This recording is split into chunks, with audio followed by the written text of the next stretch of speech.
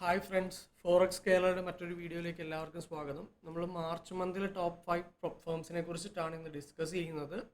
ഇന്ന് നമ്മുടെ ഒപ്പം ട്രേഡർ സോബിഷ് ഉണ്ട്. അദ്ദേഹമായിട്ടുള്ള കഴിഞ്ഞ ഡിസ്കഷൻ വീഡിയോസ് നിങ്ങൾ കണ്ടിട്ടുണ്ടാകും. അപ്പോൾ ഈ മാസത്തെ 5 ഫേംസിനെ കുറിച്ചിട്ടുള്ള ഡിസ്കഷനാണ് നമ്മൾ നടത്താൻ ഉദ്ദേശിക്കുന്നത്. പക്ഷെ ആദ്യമായിട്ട് തന്നെ പ്രൊപ്പ് ഫേംസിൻ്റെ ഇൻഡസ്ട്രിയിലൊരു സാഡ് ന്യൂസ് ഡിസ്കസ് ചെയ്തുകൊണ്ട് നമുക്ക് തുടങ്ങാം. Hi Sobish bro. Yes, hi. എന്താണ് ആ ദുഃഖവാർത്ത?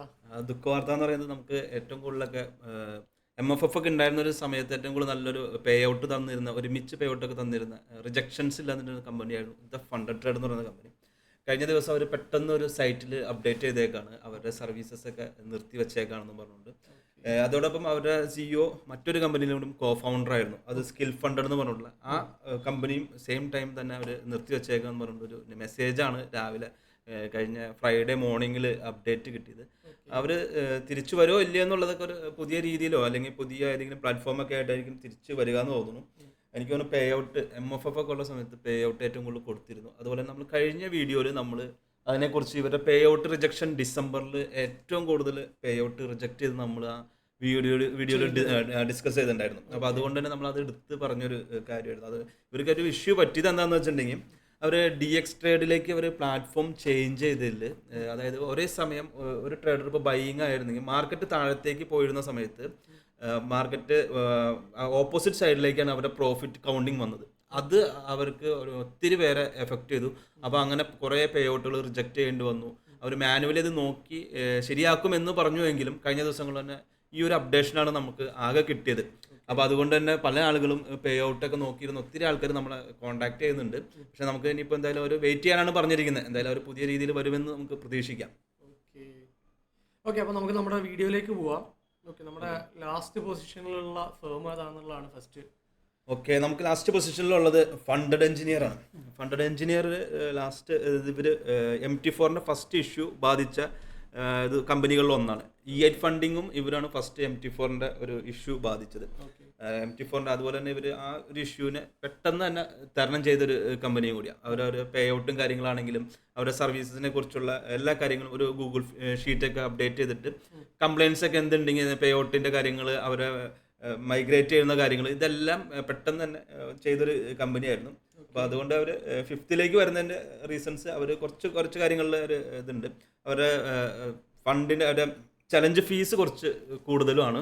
അതുപോലെ തന്നെ സർവീസ് കാര്യങ്ങളിൽ ഇപ്പോഴും ട്രേഡറിലേക്കൊന്നും അവർ മാറിയിട്ടില്ല, മാച്ച് ട്രേഡറോ അങ്ങനെ ഇതിലേക്കൊന്നും മാറിയിട്ടില്ല. അങ്ങനെ കുറച്ച് ഇഷ്യൂസ് അവരുടെ ഇതിലുണ്ട്. പിന്നെ ഓൺ പ്ലാറ്റ്ഫോമിലാണ് ഇപ്പോൾ അവർ പോയിക്കൊണ്ടിരിക്കുന്നത്. അതുപോലെ തന്നെ അവരുടെ CEOs ഒന്നും പറഞ്ഞ പോലെ പിപ്സിൻ്റെ CEO ഒക്കെ ഉള്ള പോലെ ട്വിറ്ററിലോ അങ്ങനെയൊന്നും ലൈവായിട്ടുള്ള കാര്യങ്ങളൊന്നും സപ്പോർട്ടിങ് കാര്യങ്ങൾ നൽകുന്നില്ല. ഇത്തരം കാര്യങ്ങളൊന്നാണ് 5th നമ്മൾ വന്നേക്കുന്നത്. പേ ഔട്ട് റിജക്ഷൻ ഒക്കെ വളരെ കുറവാണ്. അതുപോലെ തന്നെ ഈ MT4 ഇഷ്യൂ ഉണ്ടായിരുന്ന സമയത്ത് അവർ എല്ലാവർക്കും പേ ഔട്ട് കൊടുത്തു തീർത്തു. അതൊരു നല്ലൊരു റെപ്യൂട്ടേഷൻ മെയിൻറ്റെയിൻ ചെയ്തു. പക്ഷേ ഇപ്പോൾ സ്വന്തം പ്ലാറ്റ്ഫോമിലാണ് അവർ നിൽക്കുന്നത്. കൂടാതെ അവർക്ക് ലൈവ് ആയിട്ടുള്ള സപ്പോർട്ട്സ് ഇല്ല എന്നുള്ളതാണ്. രണ്ട് കാര്യങ്ങൾ കൊണ്ടാണ് നമ്മൾ അവരെ 5ാം സ്ഥാനത്ത് പ്ലേസ് ചെയ്തിട്ടുള്ളത്. ഓക്കെ, നമുക്ക് 4th പൊസിഷനിൽ ആരാന്ന് നോക്കാം. 4th പൊസിഷനിൽ മൈ ഫണ്ടഡ് എഫക്ട്സിനാണ് നമ്മൾ സെലക്ട് ചെയ്തതാണ്. അത് ഇതുപോലെ തന്നെ പേ ഔട്ട് റിജക്ഷൻ വളരെ കുറഞ്ഞ ഒരു കമ്പനിയാണെങ്കിലും ഇവരുടെ ഫസ്റ്റ് ഫേസും സെക്കൻഡ് ഫേസും കഴിയുമ്പോൾ അവർ ലൈവ് അക്കൗണ്ട് കൊടുക്കുന്നതിൽ കുറച്ച് ലാഗിങ് വരുത്തുന്ന ഒരു കമ്പനി കൂടിയാണ്. പിന്നെ ഇവരുടെ ഏറ്റവും വലിയ ഞാൻ കണ്ടൊരു ന്യൂനത, ഇവരുടെ പ്രൈസ് നേരത്തെ പറഞ്ഞ പോലെ തന്നെ കുറച്ച് കൂടുതലാണ്. FTMOൻ്റെ ബേസ് ചെയ്തിട്ടുള്ള പ്രൈസാണ് ഇവരിടുന്നത്. അതുപോലെ ഇവർ DX ട്രേഡിലേക്കും മാച്ച് ട്രേഡിലേക്കൊക്കെ മാറി, അതൊരു നല്ല കാര്യം. അതുപോലെ തന്നെ CEOs ഒക്കെ ട്വിറ്ററിലും എല്ലാ സോഷ്യൽ മീഡിയ പ്ലാറ്റ്ഫോമിലും ആക്റ്റീവാണ്. ഇവർക്ക് പിന്നെ കസ്റ്റമർ സർവീസും കുഴപ്പമില്ല, നല്ല അത്യാവശ്യം നല്ല കസ്റ്റമർ സർവീസാണ്, നല്ല സപ്പോർട്ടും ലൈവ് ചാറ്റും കാര്യങ്ങളെല്ലാം ആക്റ്റീവാണ്. അത്രയും കാര്യങ്ങൾ നല്ല ഒരു ചലഞ്ചസിന്റെ കോസ്റ്റ് കുറച്ച് കൂടുതലാണ് അവരുടെ ഒരു ഡ്രോബാക്ക് ആയിട്ട് നമുക്ക് പറയാനുള്ളത്. ഓക്കെ, തേർഡ് പൊസിഷനിൽ നമുക്കിപ്പോൾ ആൽഫയാണ് വന്നേക്കുന്നത്. ആൽഫ നമുക്ക് കഴിഞ്ഞ ദിവസങ്ങളിലൊക്കെ സെക്കൻഡിൽ എടുത്ത ഒരു ഫേമായിരുന്നു. കഴിഞ്ഞ മന്ത് നമ്മൾ എടുത്തത്. നിലവിൽ പേ ഔട്ട് റിജക്ഷനും കാര്യങ്ങളൊന്നുമില്ല. പക്ഷേ ഇവർക്ക് നമുക്കൊരു ഇഷ്യൂ ഉണ്ടായിക്കഴിഞ്ഞാൽ അത് സോൾവ് ചെയ്യണതിൽ ഇവർ വളരെ പിന്നിലേക്ക് പോയിക്കൊണ്ടിരിക്കുകയാണ്. ചാറ്റ് ഇതായാലും ലൈവ് ചാറ്റ് സപ്പോർട്ടൊക്കെ ആയാലും വളരെ എന്താ ഒരു ഇമ്പ്രസ് ഇല്ലാത്ത രീതിയിലാണ് അവർ വളരെ ഇതാണ് മെയിൻലി ഞാൻ നമുക്ക് ഡിസ്കസ് ചെയ്ത് കഴിഞ്ഞപ്പോൾ സപ്പോർട്ട് ഭയങ്കര ലാഗാണ്. അതെ, നമ്മളിപ്പോൾ ഒരു ചാറ്റ് ഇട്ടാൽ തന്നെ നമ്മുടെ അക്കൗണ്ട് നമ്പറും ഡീറ്റെയിൽസും ട്രേഡിംഗ് ഡീറ്റെയിൽസ് ഇട്ട് കൊടുത്താലും നമുക്കത് റീസോൾവ് ചെയ്തത് 3 days കഴിഞ്ഞ് 3 working days കഴിഞ്ഞ് അല്ലെങ്കിൽ 5 working days.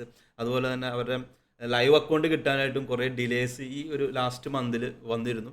ഇവർക്ക് പ്ലാറ്റ്ഫോം ചേഞ്ചസ് ഒന്നും ഇഷ്യൂസ് ഉണ്ടായിരുന്നില്ല. അവർ ഓൾറെഡി ഡിസംബറിലെ മുതൽ തന്നെ സീ ട്രേഡറായിട്ട് എഗ്രിമെൻറ്റും കാര്യങ്ങളും ചെയ്തതുകൊണ്ട് തന്നെ നേരത്തെ അഡ്വാൻസ് കാര്യങ്ങളായിരുന്നു. പക്ഷേ ഈ കസ്റ്റമർ സപ്പോർട്ടിൻ്റെ കാര്യത്തിൽ കുറച്ച് ഇഷ്യൂസ് ഉണ്ട്.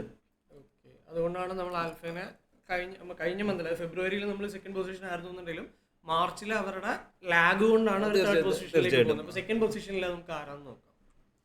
സെക്കൻഡിൽ നമ്മൾ കഴിഞ്ഞ തവണ ഫസ്റ്റ് കൊടുത്തിരുന്ന ഫയേഴ്സ് ആയിരുന്നു. ഫയേഴ്സിൻ്റെ ഇത് നമ്മളിപ്പോൾ സെക്കൻഡിലേക്ക് വന്നേക്കാണ്. സെക്കൻഡിൽ വന്നേക്കുന്നതിൻ്റെ ഇത് കസ്റ്റമർ സപ്പോർട്ടും മറ്റ് കാര്യങ്ങളും തന്നെയാണ്. കസ്റ്റമർ സപ്പോർട്ട് ലൈവ് ചാറ്റ് ഇപ്പോൾ നേരത്തെ പറഞ്ഞ ആൽഫേനേക്കാൾ കുറച്ചുകൂടി ബെറ്ററാണ്. നല്ല രീതിയിൽ തന്നെ കാര്യങ്ങളുണ്ട്. അതുകൊണ്ട് പേ ഔട്ട് റിജക്ഷൻ വളരെ കുറഞ്ഞൊരു കമ്പനിയാണ്.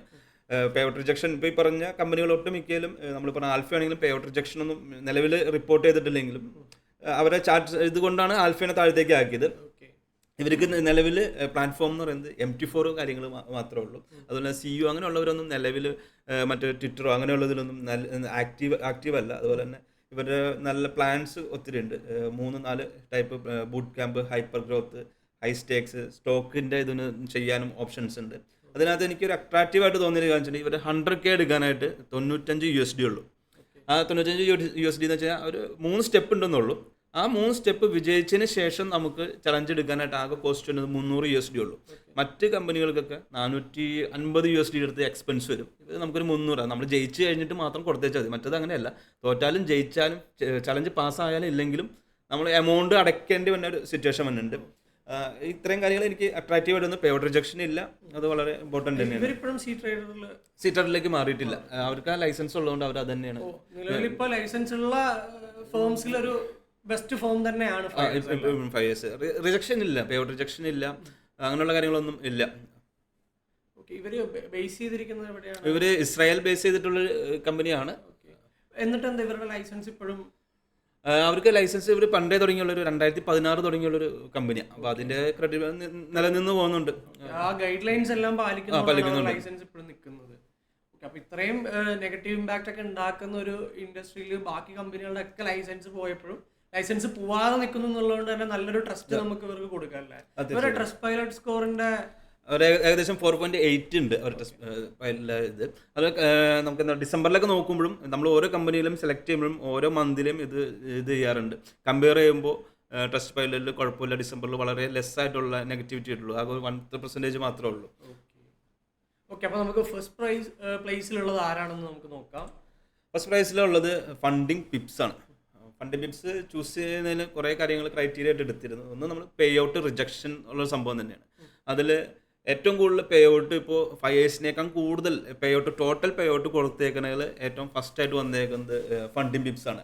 റിജക്ഷൻ ഇല്ല എന്നുള്ളത് ഏറ്റവും വലിയൊരു കാര്യം. അതുപോലെ ചലഞ്ചിൻ്റെ ഫീസ് ശരിക്കും പറഞ്ഞു കഴിഞ്ഞാൽ വളരെ കുറഞ്ഞ ചലഞ്ച് ഫീസും ഉള്ള ഒരു ഫേമാണ്. ഇപ്പോൾ ഫയേഴ്സിനെ അപേക്ഷിച്ച് നോക്കുമ്പോൾ ഇവർക്ക് നല്ലൊരു $100 ഒക്കെ ഡിഫറൻസ് ഒക്കെ വരുന്നുണ്ട്. ചില ഇത് നമ്മൾ കമ്പയർ 100K ചലഞ്ചൊക്കെ വെച്ച് നോക്കുമ്പോൾ ഒറ്റ ചലഞ്ചേ ഉള്ളൂ, 2 ഫേസ് ചലഞ്ച് മാത്രമേ ഉള്ളൂ. അതുപോലെ തന്നെ ഇവർക്ക് റീഫണ്ട് എന്നുള്ള ഓപ്ഷൻ 4ാമത്തെ പേ ഔട്ടിലുള്ളൂ. ബാക്കി എല്ലാ കമ്പനികളും ഫസ്റ്റ് പേ ഔട്ടിൻ്റെ സമയത്ത് തന്നെ റീഫണ്ട് കൊടുക്കും. അത് മാത്രമേ ഞാനൊരു നെഗറ്റീവായിട്ട് തോന്നുള്ളൂ. പിന്നെ അതുപോലെ തന്നെ ചാറ്റ് സപ്പോർട്ട് നമുക്ക് എടുത്തു പറയേണ്ട ഒരു സംഭവം. ഇവർ ചാറ്റ് കാര്യങ്ങൾ നമ്മളൊന്ന് ഇത് തന്നെ പെട്ടെന്ന് തന്നെ എല്ലാ കാര്യങ്ങളും നമുക്ക് റീസോൾവ് ചെയ്ത് തരും. അതുപോലെ തന്നെ എല്ലാ ഫ്രൈഡേയും അവരുടെ CEO ട്വിറ്ററിൽ ഒരു പോസ്റ്റ് ചെയ്യും. നിങ്ങൾക്ക് ഫണ്ടിങ് പിപ്സായിട്ട് ബന്ധപ്പെട്ട് എന്തെങ്കിലും കംപ്ലയിൻറ്റ്സ് ഉണ്ടെന്നുണ്ടെങ്കിൽ നമുക്കൊരു ഗൂഗിൾ ഫോം അവർ ആഡ് ചെയ്യും. ആ ഫേം ഇതിലിട്ട് കഴിഞ്ഞാൽ നമുക്കത് എനിക്ക് കഴിഞ്ഞ ദിവസം ഒരു ഇതുണ്ടായിരുന്നു. ഞാൻ വെള്ളിയാഴ്ച ഞാനത് ഇത് ചെയ്തു. എനിക്ക് തിരിച്ചു ഓപ്പോസിറ്റ് എൻ്റെ ഡിസ്കോഡിൽ തന്നെ എനിക്ക് മെസ്സേജ് ഇങ്ങോട്ട് വന്നിട്ട് അവർ റീസോൾവ് ചെയ്ത് തരായിരുന്നു. അപ്പോൾ അത് ഇമ്പോർട്ടൻ്റ് ആണ്. അവരുടെ ചാർജ് വളരെ കുറവാണ്. അവർ പിന്നെ ഇമ്പോർട്ടൻ്റ് ഒരു ട്രേഡർ ലോക്ക് എന്ന് പറഞ്ഞൊരു പ്ലാറ്റ്ഫോം ഉണ്ട്. അതുകൂടി അവർ ഇംപ്ലിമെൻ്റ് ചെയ്യുകയാണ്. ഈ വീക്കോടുകൂടി അതിലേക്ക് മാറാം. നമുക്കപ്പോൾ ട്രേഡിംഗ് വ്യൂവിലും കൂടി ട്രേഡ് ചെയ്യാനുള്ള ഒരു ഓപ്ഷൻ വരാണ്.